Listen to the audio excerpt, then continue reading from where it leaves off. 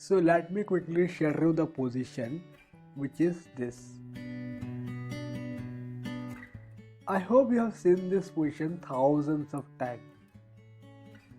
Here what we are going to see is white plays c3. This opening is very common, very common opening. This opening I've covered lot of videos in my YouTube channel, and soon I am going to make a dedicated video on this. So here black plays this.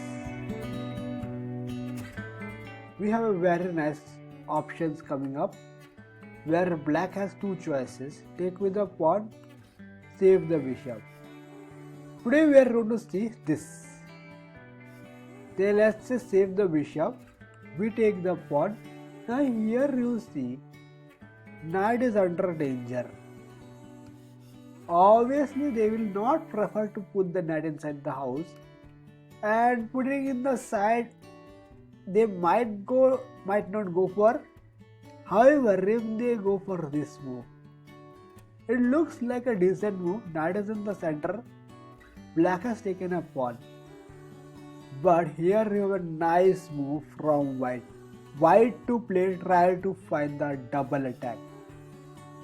Yes, white to play try to find the double attack. The move is, for those who don't know what is double attack, it is like, let's say for example, if you are moving the queen here, what you are trying to do? You are trying to threaten the knight, right?